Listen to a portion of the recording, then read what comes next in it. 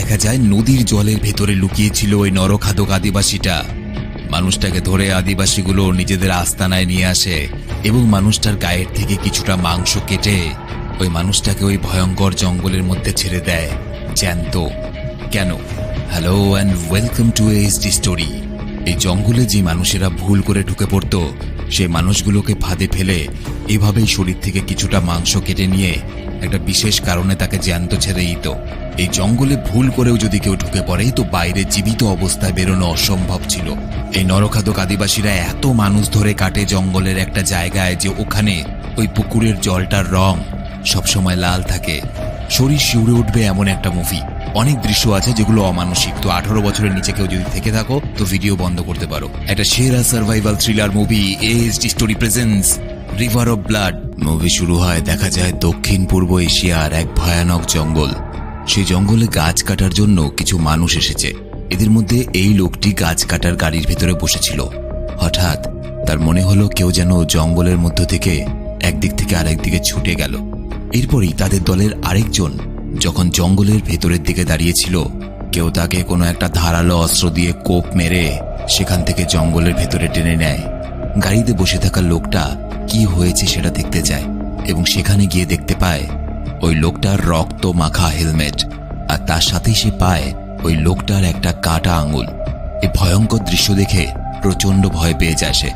নিজের প্রাণ বাঁচানোর জন্য দৌড়তে থাকে, কিন্তু দুর্ভাগ্যবশত জঙ্গলে পেতে রাখা শিকারের জন্য একটা ফাঁদে তার পা আটকে যায় এবং সে উল্টো হয়ে গাছের মধ্যে ঝুলে যায়।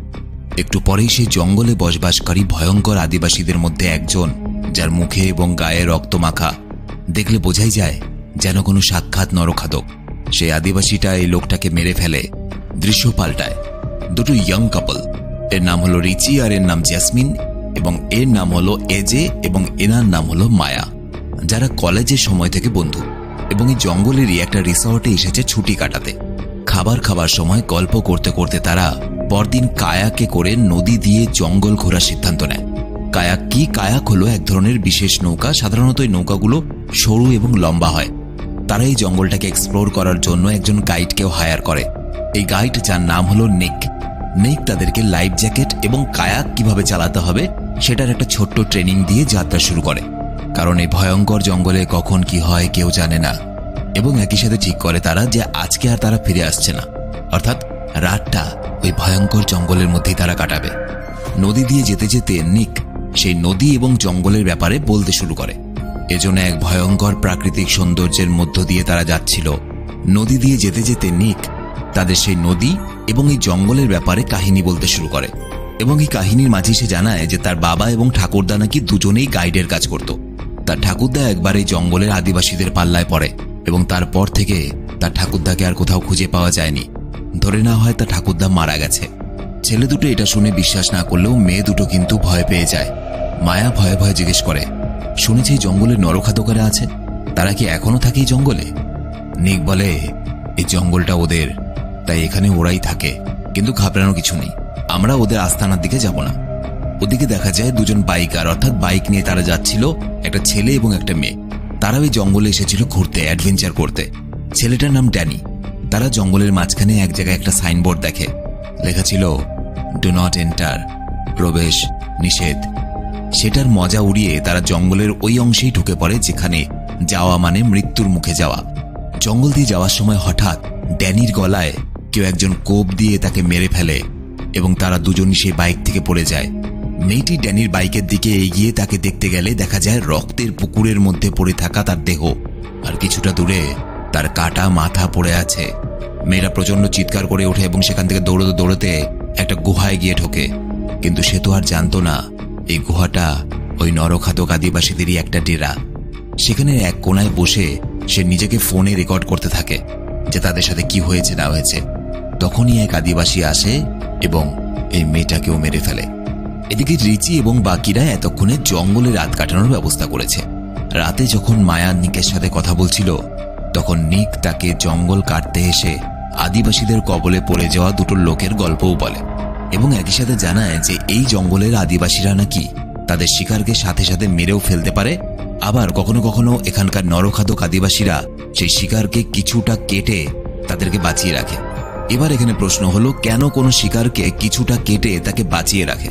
কারণ যেহেতু এই জঙ্গলে কোনো ইলেকট্রিসিটি নেই, থাকার কথাও নয়, এবং স্বাভাবিকভাবেই এই আদিবাসীদের কাছে তো আর কোনো ফ্রিজ বা মাংস জমিয়ে রাখার কোনো ব্যবস্থা নেই। সুতরাং তারা তাদের শিকারকে প্রয়োজন না পড়া পর্যন্ত বাঁচিয়ে রাখে। এবার কিভাবে বাঁচিয়ে রাখে?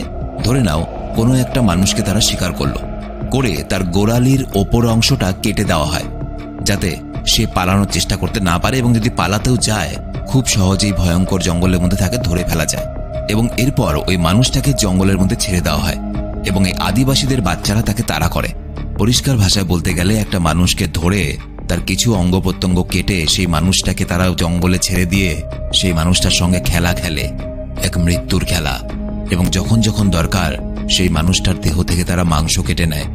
রাতের বেলা তারা যখন ঘুমোতে যায়, সবাই ঘুমিয়ে যাওয়ার পর এজে আর জ্যাসমিনকে লুকিয়ে কথা বলতে দেখা যায়, এবং তাদের কথোপকথন থেকে বোঝা যায় যে এজে আর জ্যাসমিনের মধ্যে অবৈধ সম্পর্ক রয়েছে। হ্যাঁ, ওই শরীর চর্চা করে আর কি। পরদিন সকালে উঠে রিচিকে কোথাও খুঁজে পাওয়া যায় না, এবং তারই সাথে তারা দেখে যে নিকের কায়াক, যার মধ্যে তাদের সমস্ত জিনিসপত্র ছিল, সেই কায়াকটা সেখানে নেই। অর্থাৎ রিচি কায়াক নিয়ে কোথাও চলে গেছে। আসলে রিচি গত রাতে এজে এবং জ্যাসমিনের কথা শুনে ফেলেছিল, এবং সে সহ্য করতে পারেনি যে সে যাকে এতটা ভালোবাসে তার কাছ থেকে দিনের পর দিন এভাবে ধোঁকা পেয়ে যাচ্ছিল। তাই সে সেখান থেকে চলে গেছে। তারা রিচিকে খোঁজার উদ্দেশ্যে বের হয়। খুঁজতে খুঁজতে তারা নদীর এমন একটা জায়গায় এসে দাঁড়ায় যেখানে নদীটা দুদিকে ভাগ হয়ে গেছে। নদীটা একদিকে খরস্রোতা, যেদিকে কায়াক নিয়ে যাওয়া সম্ভব নয়, এবং আরেকদিকে নদীটা সেই দিকে যায় যেদিকে সেই নরখাদক আদিবাসীদের আস্তানা। নিক সেদিকে যেতে একেবারেই রাজি নয়, এবং বাকিদেরও সেই কথাটা সে বোঝানোর চেষ্টা করে। সে বলে, এর থেকে ভালো আমরা এখান থেকে ফিরে যাই, এবং ফরেস্ট ডিপার্টমেন্ট বা বন বিভাগকে গিয়ে আমরা সবকিছু খুলে বলবো। তারা রিচিকে খুঁজবে। আমরা শুধু শুধু কেন নিজেদের প্রাণ বাজি রেখে ওই ভয়ঙ্কর আদিবাসীদের আস্তানায় যাব? কিন্তু এজে বেঁকে বসে। সে বলে, আমরা বোট নিয়ে এদিকেই যাব, কারণ রিচির সঙ্গে এই ভয়ঙ্কর জঙ্গলে যে কোনো কিছু হতে পারে। আমরা ওকে একা ফেলে যাব না। তোমার যদি আমাদের সঙ্গে আসতে হয় তাহলে এসো, আর নয়তো তুমি সাঁতার দিয়ে ফিরে যাও। এই ভয়ঙ্কর জঙ্গলে যেখানে পদে পদে মৃত্যু অপেক্ষা করছে, সেখানে একটা মানুষ সাঁতার দিয়ে লোকালয়ে ফিরে যাওয়ার তো রিস্ক নেবে না। সুতরাং বাধ্য হয়ে নিকো তাদের সঙ্গে সেদিকেই যায়।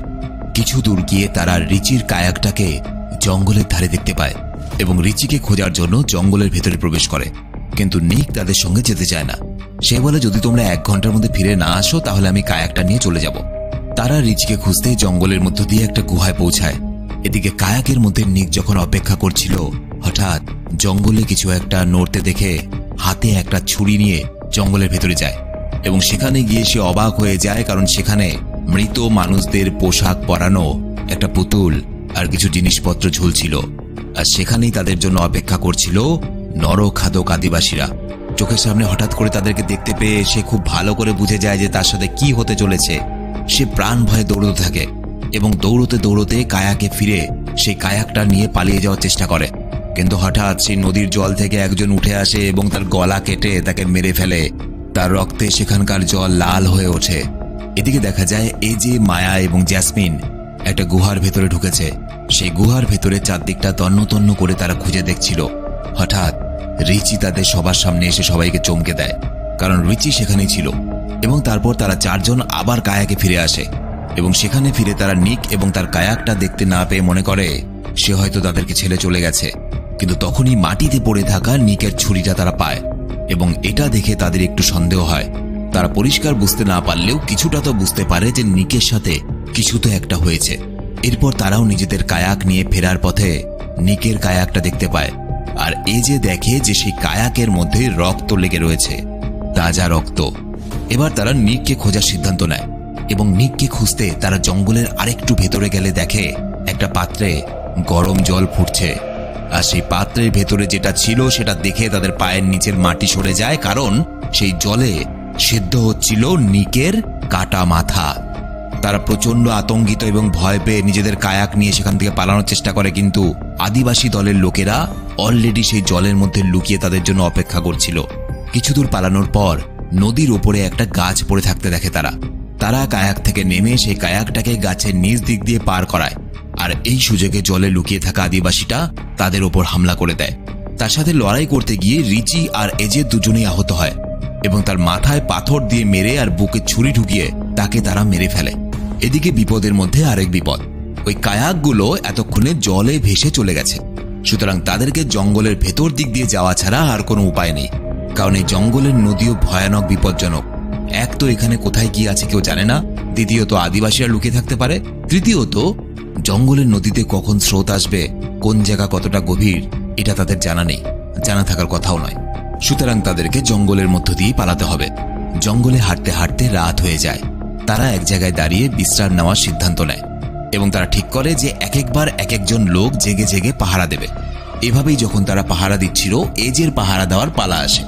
এজে যখন পাহারা দিচ্ছিল, সে পরিষ্কার বুঝতে পারে কেউ বা কারা তাদের উপর নজর রাখছে এবং আশপাশ দিয়ে যেন ঘোরাঘুরি করছে। অতি চালাকির সাথে এজে একটা কাদার গর্তে গিয়ে নিজের সারা শরীরে কাদা মেখে সেখানেই শুয়ে পড়ে এবং ঠিক তার পাশেই তার ছুরিটাকে মাটির মধ্যে গেঁথে অপেক্ষা করতে থাকে সেই আদিবাসীটার সেখানে আসার।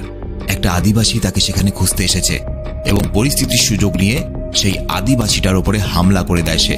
কিন্তু আদিবাসীর গায়ের শক্তির সঙ্গে এবং লড়াইয়ের সঙ্গে পেরে ওঠে না সে। এজের মাথায় কুরুল দিয়ে আঘাত করে সেই লোকটা এবং তারপর তার ঘাড়ে কামড় দিয়ে মারতেই যাবে যখন, তখন সেখানে রিচি চলে আসে। এজে একটা ঢালু জায়গা দিয়ে নিচে গড়িয়ে পড়ে যায়। সে তো বেঁচে যায়, কিন্তু রিচিকে আদিবাসীরা ধরে ফেলে। এরপর এজে দেখতে পায় যে আদিবাসী দলের কয়েকজন রিচির হাত পা মুখ বেঁধে এইভাবে তাকে টানতে টানতে নিয়ে যাচ্ছে। তারা এক জায়গায় এসে দাঁড়ায়। এজে কোনো রকমে খুব সাবধানে মাটিতে হামাগুড়ি দিয়ে তার কাছে পৌঁছায়। তাকে দেখে রিচি তাকে বাঁচানোর জন্য ইশারা করতে থাকে, কিন্তু এজে খুব ভালো করে জানে যে একটা আদিবাসীর সঙ্গে সে লড়াইয়ে পারেনি, সেখানে এতগুলো আদিবাসীর সঙ্গে লড়াই করে সে জিততে পারবে না, আর না তো রিচিকে বাঁচাতে পারবে। তাই রিচিকে বাঁচানোর পরিবর্তে সে তাকে বলে, আমি কথা দিচ্ছি তোমাকে তো বাঁচাতে পারবো না, কিন্তু মায়া আর জেসমিনকে আমি অবশ্যই বাঁচাবো। এরপর দেখা যায় ওই আদিবাসীগুলো রিচিকে নিয়ে যায় এবং তার গোড়ালি কেটে দেয়। সে প্রচন্ড অসহ্য ব্যথায় চিৎকার করতে থাকে এবং তারপর সে আদিবাসীগুলো রিচিকে জঙ্গলের মধ্যে পালাতে বলে এবং তাদের দলের ছোট ছোট ছেলেগুলোকে বলে রিচিকে তাড়া করতে। তারা এভাবেই রিচির পায়ের গোড়ালি কেটে দিয়ে তার মজা নিচ্ছিল এবং কিছুক্ষণ ভাবে তার সঙ্গে এরকম মৃত্যুর খেলা খেলার পর শেষ পর্যন্ত তারা রিচিকে মেরে ফেলে। পরের দিন সকালবেলা জেসমিন রিচির কথা জিজ্ঞেস করে এজেকে, রিচি কোথায়? এজে জানায় যে রিচি নাকি জিপের খোঁজ করতে গেছে। সে জেসমিনকে সত্যি কথাটা বলে না, কারণ হয়তো জেসমিনকে রিচির মৃত্যুর কথা বললে জেসমিন সহ্য করতে পারবে না। এবং কিছুক্ষণ পর তারা আবার সেই ঘন জঙ্গলের ভেতর দিক দিয়ে পালাতে থাকে। হঠাৎ জেসমিন সেখানে আদিবাসীদের দ্বারা পেতে রাখা একটা ফাঁদের মধ্যে পড়ে যায়। মাটিতে গর্ত করে আদিবাসীরা ধারালো একটা গাছের ডাল লাগিয়ে একটা ফাঁদ পেতে রেখেছিল, আর সেই গাছের ডালটা জেসমিনের বুকে ঢুকে যায়। সে প্রচন্ড ব্যথায় কাঁদতে থাকে। মায়া আর এজে কোনো রকমে সেখান থেকে তাকে তোলে এবং তারা আবার পালাতে থাকে। তারা পালাতে পালাতে নদীতে পৌঁছায়। নদীর রাস্তা দিয়ে এগিয়ে তারা একটা কায়াক খুঁজে পায় এবং সেই কায়াকের সাহায্যে তারা আরো কিছুটা দূরে পৌঁছে যায়। কিন্তু আদিবাসী এলাকা থেকে তারা বেরোতে পারে না, কারণ জঙ্গলটা ওদের এবং এই জঙ্গলের কোনায় কোনায় ওরা ছড়িয়ে আছে। তাদের উপর আবার এক আদিবাসী এসে হামলা করে এবং এজেকে আহত করে সেই মেয়ে দুজনের দিকে অগ্রসর হয়। কিন্তু তাদেরকে কিছু করার আগেই এজে সেখানে চলে আসে এবং লড়াই করে সেই আদিবাসীটার মাথা কেটে শরীর থেকে আলাদা করে দেয়। এজে যেন তার সঙ্গীদের মৃত্যুর বদলা নিল এইভাবে। কিন্তু এজে এখানেই থেমে থাকে না, তার শরীর আর মনের মধ্যে বদলার আগুন ফুটছে। সেই সমস্ত নরখাদক আদিবাসীদের পুরো গোষ্ঠীটাকে খতম করার জন্য সিদ্ধান্ত নেয় এবং একই সাথে সে দেখতে পায় অনেক আদিবাসী এদিকে আসছে তাদের সঙ্গীর বদলা নেওয়ার জন্য। এজে খুব পরিষ্কারভাবে বুঝতে পারে যে তারা তিনজন এখান থেকে বেঁচে ফিরতে পারবে না। একটাই রাস্তা আছে। কি রাস্তা? এজে এই আদিবাসীদের উদ্দেশ্যে বদলা নেবে এবং আদিবাসীদের সঙ্গে মারপিটে ব্যস্ত থাকবে, যাতে অন্তত এই দুজন মেয়ে পালাতে পারে সেই সময়। এজে সেই আদিবাসীদের সঙ্গে লড়াই করার জন্য অগ্রসর হয়, কিন্তু আদিবাসীরা সবাই মিলে এজেকে শেষ পর্যন্ত মেরে ফেলে এবং শেষ পর্যন্ত দেখা যায় ওই মেয়ে দুজন নদী বরাবর এগিয়ে একটা খাড়াই চড়ে ওপরে পৌঁছায় এবং ফরেস্ট ডিপার্টমেন্টের জিপ তাদেরকে খুঁজে পায়। ভয়ানক মৃত্যু আর নরখাদক আদিবাসীদের কাছ থেকে শেষ পর্যন্ত এই মেয়ে দুটো শুধুমাত্র বেঁচে ফেরে। তো এই ছিল আজকের ভিডিও কেমন লাগলো কমেন্টে অবশ্যই লিখে জানাবে। আর তোমরা আমার সাথে সরাসরি কথা বলতে পারো ফেসবুক, ইনস্টাগ্রামে, লিংক ভিডিওর নিচে ডেসক্রিপশনে দেওয়া আছে। ভিডিওটা ভালো লেগে থাকলে শুধুমাত্র একটা লাইক করে দিও, সাবস্ক্রাইব করতে হবে না। দেখা হচ্ছে পরের ভিডিওতে। বাই। যাই আমি একটু জঙ্গলটার মধ্যে ঘুরে আসি।